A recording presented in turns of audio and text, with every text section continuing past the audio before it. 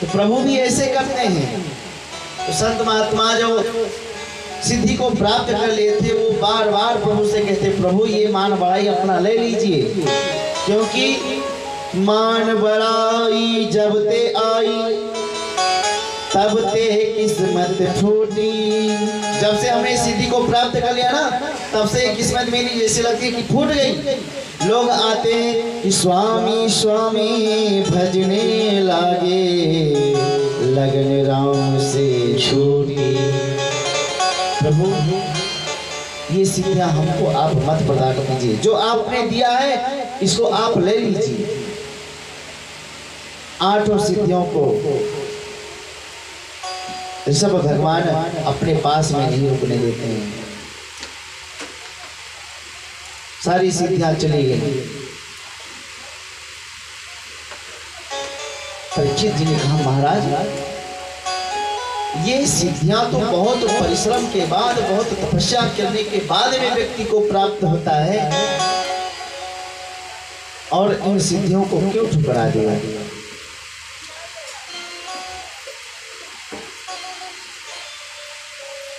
भगवान ने कहा कि स्वभावतः जो व्यक्ति सिद्धियों के चक्कर में पड़े रहते हैं, जो भूत प्रेत को सिद्ध कर लेते हैं, उनका अगला जन्म प्रेत योनि में ही हो जाता है। जो जिस कार्य को सिद्ध कर लेगा उसका अंत समय में चित्त वही जाएगा और दूसरा जन्म उसको वही मिलेगा।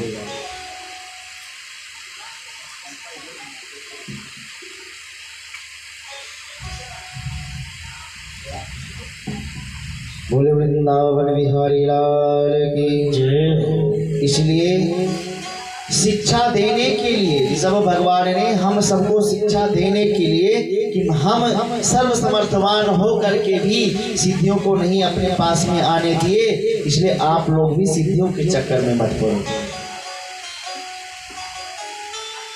ऋषभ जी ने सिद्धियों को ठुकराया, अंत में ऋषभ देव परम गति को प्राप्त हुए। ऋषभ भगवान की इस बाह्य ज्ञान का अनुकरण अरहन नाम के राजा ने किया, वहीं से जैन धर्म का प्रचार हुआ। ऋषभ नंदन भरत बने सम्राट। इनके 5 पुत्र हुए। बड़े पुत्र सुमति को सत्ता का भार सौंप करके ये पुनः आश्रम में चले गए। ये कहाँ पड़ता है? ये नेपाल में पड़ता है, मुक्तिनाथ में, शालिग्राम क्षेत्र में नेपाल में पड़ता है ये, जहाँ पर तुलसी का बिरवा डालो, तुलसी का पत्र डालो और शालिग्राम भगवान ऊपर आ जाते हैं गंडकी नदी में। तो तपस्या करने के लिए पुनः आश्रम में गए। वहां पर गंडकी नदी में स्नान करने के लिए प्रातः काल भरत जी महाराज जैसे गए, एक मृगी पान करने के लिए, जल पीने के लिए आई थी, जल पी रही थी कि तब तक एक सिंह ने दहाड़ लगाई, और जैसे सिंह के दहाड़ने से वो मृगी दौड़ी और जल में छलांग लगा दी। छलांग लगाते उसका गर्भ प्रसव हो गया और उसका बालक बहने लगा। ये सब जिन्हें देखा, अरे यदि तुरंत इसको नहीं बचा लूंगा तो ये बालक मर जाएगा। मृग का शव जो है दौड़ करके मृग के बच्चे को बचाया, ला करके अपने आश्रम में इसको रख लिया। धीरे धीरे उससे इतना प्रेम हो गया, इतना प्रेम हो गया कि जब वो बड़ा हुआ, एक दिन वो मृगों के झुंड में भाग गया। मृग के झुंडों में भाग गया। इधर भरत जी उसके वियोग में तड़प तड़प करके, कहाँ गया मेरा मृग? हमारे बिना नहीं बैठता था, ना खाता था। जब तक हमारे साथ में बैठता नहीं था तब तक वो बैठता नहीं तो चल खड़ा ही रहता था। हाय मेरा मृग कहाँ गया? ये हाय हाय करते करते ये इनका प्राणांत हो गया। शास्त्र का नियम है, अंते मतिया सागते, मरते समय जो जिस चीज का ध्यान करेगा दूसरा जन्म उसको वही मिलेगा। भरत जी महाराज को भी मृग योनि प्राप्त हुई। तुलसीदास जी महाराज बहुत सुंदर कहते क्या, एक मृगा के संगते भरत धरी मृग देह, तुलसी उन कर कौन गति, जो घर घर करत सने, घर घर करत सने। तुलसीदास जी महाराज कहते हैं मैं एक मृग के लिए इतने तपस्वी भरत जी महाराज मृग का शरीर पाए, उनकी क्या गति होगी जो घर घर में स्नेह रखते हैं। परंतु सुंदर कर्म हो तो चित्त सुंदर ही शब्द में जाता है। कहते हैं ना कि जन्म जन्म मोहि जतन कराए, जन्म जन्म जतन कराए, जन्म जन्म मोहि जतन कराए, जन्म जन्म जतन कराए। अंतराम कहे अंतराम कहे आवत माही, अंतराम कहे आवत माही, जन्म जन्म मोहि जतन कराई, अंतराम कहे आवत नाही, जन्म जन्म कहे जतन कराई, अंतराम कहे आवत नाही, अंतराम कहे आवत नाही, अंतराम कहे आवत नाही। जन्म जन्म क्या संत मुनि यही तो कहलाते हैं, राम राम राम राम रखो, परंतु मरते समय राम का नाम नहीं आता, अथवा जिसने मरते समय अंत राम कही उसके बाद में आवत नहीं आता नहीं है। इसलिए सुकर्म करने से सुंदर स्वरूप भी प्राप्त होता है। मृग का शरीर पाने के बाद में भी भरत जी महाराज को पूर्व तपस्या के फल से वो उनको पूरी स्मृति बनी रही। कुछ ही समय में मृग का शरीर छोड़ करके पुनः एक ब्राह्मण के घर में इन्होंने जन्म लिया। जन्म लिया, इनको सब कुछ पता था। वहां पर भी इनका नाम पड़ा भरत। 9 भाई थे। ब्राह्मण सबको बैठा करके वेद का पाठ सिखाते थे, शास्त्र पढ़ाते थे। भरत जी महाराज भी पढ़ते थे और इनको कुछ नहीं आता था। पढ़ भी लेते थे, परंतु जब बताना होता था तब कुछ नहीं बता पाते थे। उन्होंने मन में सोच रखा कि यदि मैं दुनिया के योग्य बन गया तो दुनिया वाले हमको नमक तेल और गोरख धंधे में लगा देंगे तो भगवान की शरणागति छूट जाएगी। इसलिए इनके पिताजी इतना पढ़ाते हैं, गायत्री मंत्र तक इन्होंने याद नहीं किया। एक दिन डांट करके बिठाया, बोले हम पहले पाठ करते हैं, उसके बाद में तुम इसको हमको सुनाओ। अब वो पाठ करके आंख बंद करके पाठ करना प्रारंभ किए। गायत्री मंत्र बोले, अनेक मंत्र पढ़ने के बाद में बोले अब तुम सुनाओ। बोले पिताजी आप जब पाठ कर रहे थे हमने देखा इस बिल में चीटी की जो ढेर जा रही है लाइन, इसमें 9,995 चीटी प्रवेश कर चुकी है। 10,000 चीटी में भी 5 कम है। पिताजी ने कहा अरे मूर्ख, हम इसको वेद पढ़ा रहे हैं, ये चींटियां गिन रहा है, मतलब लगता है ये एकदम से जड़ है, तभी से इनका नाम पड़ गया जड़ भरत। जड़ भरत पिता का तो देहांत हो गया। 8 भाई का विवाह हुआ, 9वें नंबर की ये महाराज अपने आप को पागल घोषित कर रखे हैं, यत तत घूमते हैं। विवाह होने के बाद में जब भाभियां आई तो भाभियों को तो हिसका होने नहीं लगता है, तो क्या किया कि जड़भरत महाराज को बूसी की रोटी खिलाती हैं, चौकड़े की रोटी, और अपने पतियों को बादाम के हलवा, अनेक प्रकार से। और जड़भरत जी महाराज उतने मोटे मुस्टंडे होते चले जा रहे हैं और उनके पति लोग उतने ही दुबले होते चले जाते हैं। अब ये देख करके और इस तरह होने लगी।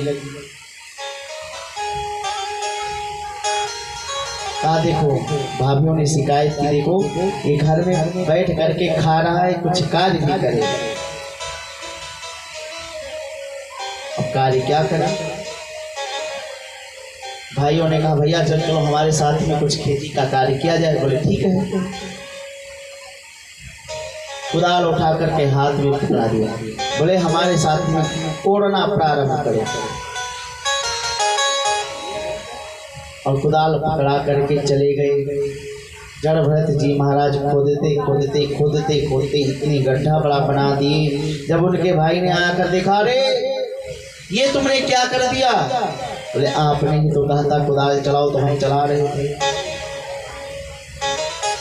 भाइयों ने समझा कि चलो ठीक है, भाई है ना घर में, अच्छा भैया तुम यहीं पे रहो, हम तुमको समय समय से भोजन दे जाया करेंगे। जड़भरत जी ने कहा चलो और बढ़िया, घर से तो छुटकारा मिल गया। आकर के खेत में रहने लगे, फसल तैयार हुई, बड़े बड़े पंछी सब आते हैं और चुनने लगते हैं। तो कहते हैं कि राम की चिड़िया राम के खेत, राम की चिड़िया राम के खेत, खाओ पंछी भरी भरी पेट, राम की चिड़िया राम के खेत, खाओ पंछी भरी भरी पेट, राम की चिड़िया राम का खेत, राम की चिड़िया राम के खेत, खाओ पंछी भर भर पेट, खाओ पंछी भर भर पेट, राम जी की चिड़िया राम जी का खेत, राम जी की चिड़िया राम जी का खेत, राम जी की चिड़िया राम जी का खेत, राम जी की चिड़िया राम जी का खेत, खाओ पंछी भरी भरी पेट, खाओ पंछी भरी भरी पेट, राम जी की चिड़िया राम जी का खेत, राम जी की चिड़िया राम जी का खेत, खाओ पंछी भरी भरी पेट, खाओ पंछी भरी भरी पेट, भरी भरी पेट, भरी भरी पेट। इतने मधुरमय कंठों से गा करके बुलाते हैं। तो अब भाई जहाँ पे सुंदर संगीत गाने लगे, कोई बजाने लगे, तो संगीतज्ञ व्यक्ति अथवा गौ है या पंछी है तो आकर के बैठ करके सुनने लगते हैं। तो सुनने लगते हैं तो सुनते सुनते भूख लगेगी तो ये पिता खा लेते हैं। जब उन्हें सब भैया आकर के देखे, अरे ये क्या कर रहे हो? बोले हम क्या जाने, सब परमात्मा का है, परमात्मा सब आकर के खा रहे हैं। बोले तुम यहाँ पे चुप पे बैठे रहा करो, कुछ ना करो। बोले अब तो और बढ़िया है। एक दिन डकैतों का सरदार भद्रकाली से कहा, हे मातेश्वरी, यदि हमारे घर में बेटा हो जाएगा तो आपको नर बलि दूंगा। मैया ने उनके तेर को सुन लिया। उनके घर में कालांतर में एक बेटा हुआ। डकैतों के सरदार ने कहा जाओ किसी को पकड़ कर लेकर के आओ। डकैत लोग आए और तो कोई मिला नहीं, ये सरकार स्वयं मिल गए। बोले मोटा है, तगड़ा है, यही ठीक है। जड़भरत जी महाराज को बुलाया, चलो महाराज हमारे साथ में। जड़भरत जी ने ये भी नहीं कहा भैया कहाँ लेकर के जा रहे हो, चलो जी। डकैतों के सरदार के पास में ला करके खड़ा किया, मल करके स्नान करवाया, खूब अच्छे मालपुए पकवान को खिलवाया। जड़भरत ने कहा वाह, खेत में बैठे थे तो नमक रोटी मिल रहा था और यहाँ पे कितना सुंदर स्वागत हो रहा है। स्नान करवा करके नवीन वस्त्र धारण करवाया और लेकर के भद्रकाली के सामने बैठा दिया। बोले महाराज बैठ जाओ। पैना सब हर्षा लेकर के आए। जड़भरत जी ने देखा ये क्या, इशारा क्या भैया? बोले महाराज ये मालपुए आप फ्री में थोड़ी ना छकाए हैं, आप ठीक से बैठे रहो। जड़भरत जी महाराज हाथ जोड़ करके सर को नीचे करके बैठ गए। भद्रकाली ने देखा अरे एक ब्रह्म ज्ञानी है ब्राह्मण हमारे सामने सर झुका करके बैठा, ये दुष्ट इसका बलि देने जा रहा है। माँ काली मैया उस मंदिर में प्रकट होकर के और अपने तलवार से सहोचाट सही देवा देवी भद्रकाली काली मैया प्रकट होकर के और डकैतों को और डकैत के सरदारों का सर धड़ से अलग कर दिया। और जब कुछ ही क्षण में जब देखा जड़भरत जी ने कि पूरे मंदिर का वातावरण एकदम सन्नाटे में। जड़भरत जी ने मन में विचार किया मैया ने हमको बचा लिया, अब ये महाराज मतवाले बन के घूम रहे थे। एक दिन सिंध स्वदेश का राजा रहुगण था जो ये नित्य प्रति सत्संग सुनने के लिए जाता था। एक दिन पालकी चलाने वाला जो उसके कुम्हार लोग थे उसमें से एक बीमार पड़ गया। बोले महाराज आज कैसे सत्संग में जाओगे, देखो एक सारथी बीमार पड़ गया है। बोले तो ठीक है, ये समस्त राज्य में हमारा ही तो राज्य है, सब हमारे ही तो से प्रजा है, इसी को लगा लो। कोई और तो मिला नहीं। विचरण करते हुए जड़भरत जी महाराज मिल गए। सबने देखा अरे मोटा है, तगड़ा है, लंबा ढील है, कद लंबा है, ये लग जाएगा तो बहुत जल्दी जल्दी चलेगा। बोले महाराज यहाँ आओ। आए, कोई विरोध नहीं। बोले लग जाओ पालकी में। सिंध स्वदेश के राजा महाराज रहुगण जा रहे हैं। उठा करके कंधे पे रख दिया, चलने लगे। अब भैया जो पालकी वाले रहते हैं इनकी चाल तो भाई इतनी प्रगति से होती ही है, परंतु जड़भरत जी महाराज ब्रह्मज्ञानी थे। नीचे देख देख करके चलते थे कि कोई हमारे पैरों से अपराध ना हो जाए। दृष्टिपोतम नेन तत्पादम, महापुरुष नीचे देखते हुए चलते हैं, खूब आराम आराम से चल रहे हैं। रहुगण ने कहा अरे घोड़हारो इतने मर मर के चल रहे हो। बोले महाराज हमको मत बुरा कहिए, ये नया नया अभी इसको रंग रूट को लगाया हूँ, यही बहुत आराम से चल रहा है, तो मैं क्या करूं। देख करके चुप्पी मार करके बैठ गया। चलते चलते एक जैसे चींटी को देखा, जड़भरत जी ने छलांग लगा दी और जैसे छलांग लगाई तो रहुगण का जो सर था उस पालकी में जाकर टकराया। आंखें लाल लाल करके कहा राजा ने, ए अरे मर मर करके चल रहे हो और सर को फोड़ रहे हो। बोले महाराज क्षमा कीजिए, ये देखो महापुरुष को हमने लगाया है, यही छलांग लगा करके चलता है। अब बताओ कोई पालकी में बैठा हो और आप कूद कूद करके चलो तो पालकी में बैठे हुए व्यक्ति का क्या हाल होगा। रघुगण सर निकाल करके देखे, उपहास करने लगे, अरे अरे इतने दुबले पतले को तुमने हमारे पालकी रख दिया इसके कंधे पर। और ये सब समझ रहे हैं जड़ भरत जी महाराज के हमको ये क्या कह रहा है। राजा व्यंग के बाण चला रहे हैं, चलते जा रहे हैं। जैसे फिर किसी चींटे को देखा,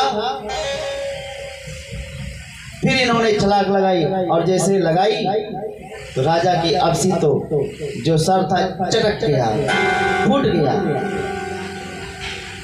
और कहा राजा ने कि तुमने हमारा सर फोड़ दिया है। अहो कष्टम भ्रात युक्तम परिश्रांतो दीर्घ माध्वनि कहा, मैं अभी तुमको दंड दूंगा जो दंड आज तक किसी ने किसी को दिया नहीं होगा। अब जड़भरत जी ने सोचा यदि मैं चुप रहा तो ये घोर नरक में जाएगा, और ये जाएगा तो भगवान की कीर्ति धूमिल होगी। ये नित्य प्रति संतों के साथ में बैठ करके सत्संग सुनता था, सत्संग करता था, और वही रघुगण नरक में जाकर के गए। आज बोल दिए, जीवन में पहली बार बोले, और जब बोले तो उस राजा का कल्याण कर दिया। तो योदितं व्यक्तम वे प्रलब्धम भ्रातो समेस्या ददवीर भारा गंधुर्यदस्याधिगमन्यमध्वा पीबे तिरासो न विदां प्रवद। अरे राजन, तुम किसको दंड देना चाहते हो? मुझे? अरे इस शरीर को दंड देना चाहते हो जो नश्वर है। मैं तो कभी मरता नहीं, ना मैं दुबला हूँ, ना मैं पतला हूँ, ना मैं मोटा हूँ, ना मैं छोटा हूँ, ना मैं पैदा होता हूँ, ना मैं मरता हूँ। अरे मोटा होना, पतला होना और मरना ये सब देह धर्म से है, और ये सब द्वंद्व घटित हम में नहीं है। जायते अस्ति विप्रेण कमणतो वर्धते तेपः आक्षिते विनश्यति। ये शरीर जो क्रियाएं हैं, पंच भौतिक शरीर हैं, ये विनाश हो सकती है। जब इतना कहा रघुगण ने सोचा ये बात तो हम सत्संग में सुनने को हमको मिलता था, लगता है ये कोई महान पुरुष है। तब तक इन्होंने क्या देखा, इनके कंधे पे एक रक्षा सूत्र दिखाई पड़ गया। दौड़ करके चरणों में लेट गए, महाराज गलती क्षमा कीजिए, महाराज मैं इस संसार में किसी से नहीं डरता, हमको कोई सूली पे चढ़ा दे तो भी मैं नहीं डरता हूं,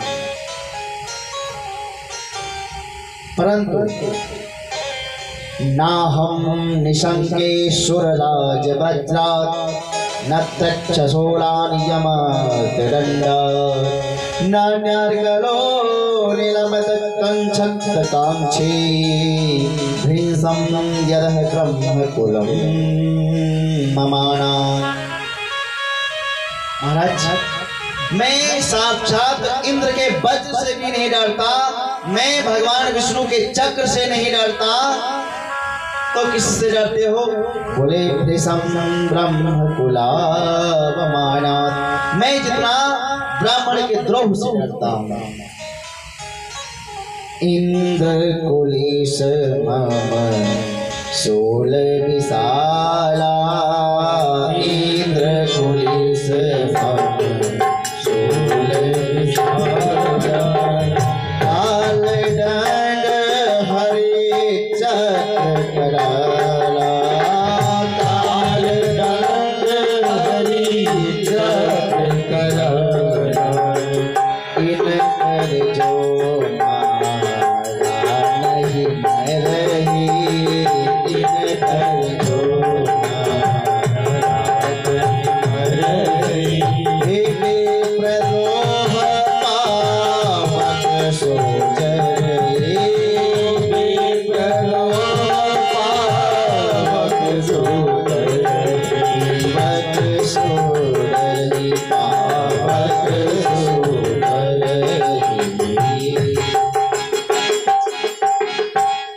मैं इंद्र के वज्र से अथवा भगवान विष्णु के चक्र से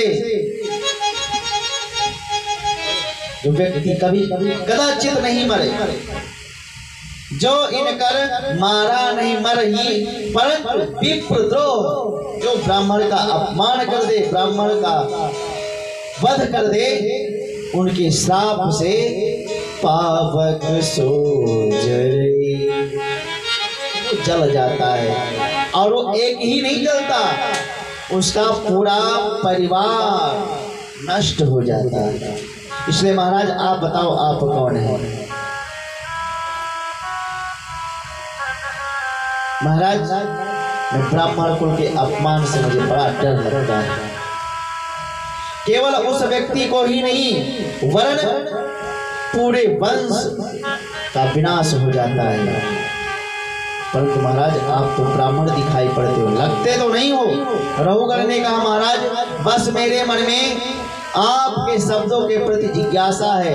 आपने अभी अभी कहा कि ना मैं मोटा हूँ, ना मैं पतला हूँ, ना मैं छोटा हूँ, ना मैं बड़ा हूँ, ना मैं मरता हूँ, ना मैं जन्म लेता हूँ, ये सब ठीक है। पर आपने कहा मुझे कोई भी दुख द्वंद प्रभावित नहीं कर सकता, ये समझ में नहीं आया महाराज। देखिए महाराज, किसी ने चूल्हा जला करके उस पे बटलोही रखी, बटलोही में पानी भर करके डाल दिया, अग्नि का ताप बटलोही को गर्म करेगा, फिर बटलोही का तापमान पानी को गर्म करेगा, फिर पानी का तापमान चावल को भात बना देगा। उसी प्रकार शरीर में पीड़ा होगी तो इंद्रियों को कष्ट होगा, और इंद्रियों को कष्ट होगा तो मन को कष्ट मिलेगा, और मन को कष्ट होगा तो शरीर की स्थिति गड़बड़ होगी, और शरीर की स्थिति जब गड़बड़ होगी तो शरीर चल नहीं सकता। दुख शरीर में प्रभावित कर लेगा, कोई द्वंद प्रभावित नहीं कर सकता। आप कह रहे हो लौकिक दृष्टांत देकर के जब अपनी बात रघुगर ने रखी, जड़व्रत जी खूब हंसे, अरे राजन हो तो तुम महामूर्ख, परंतु विद्वानों के संग में बैठ करके आत्म तत्व की कुछ बातें तुमको ज्ञात हो गई, इसलिए तुम ये बातें कर रहे हो। ये सब सार निर्यवय पदार्थ हैं। अरे जल है, बटलोही है, चावल है, आग है, ये सब सावयव पदार्थ हैं। इन्हें देखा जा सकता है, इन्हें छुआ जा सकता है, परंतु जिस आत्मा के साथ में तुम घटा रहे हो, ये सब आत्मा को कोई देख नहीं सकता, ना उसको कोई छू सकता, ना उसका कोई रंग बता सकता है कि परमात्मा का स्वरूप कैसा है, जीवात्मा का स्वरूप कैसा है, किसी को पता है? लाल काला पीला नीला हरा रंगीन क्या है? कुछ नहीं, कोई नहीं बता सकता। जब ये उपदेश दिया, रघुगण का कल्याण हो गया। दंडोत प्रणाम करके रघुगण परम पद हुआ। सुखदेव जी महाराज कहते परीक्षित इसी प्रियव्रत के वंश में अंतिम राजा महाराज विरज हुए। इन्होंने भगवान विष्णु की आभा प्रभा से एक राजा विरज के रूप में इनका जन्म हुआ। परीक्षित ने पूछा महाराज अब जरा हमको थोड़ा भूगोल खगोल के बारे में बता दीजिए। तब महाराज ने बताया कि इस भूमंडल पर 7 द्वीप हैं। 7 द्वीप हैं जो एक एक करके 7 सागर में समावृत हैं। जम्बू द्वीप के कमलकर्णिका की भांति 9 खंड है। इलावृत किम पुरुष रम्य हरिरमन केतुमाल हरिवंश उत्तर कुरु भाद्रवश और अजनाब, ये 9 खंड हैं। और भगवान के नित्य निवास अजनाब खंड में ही है।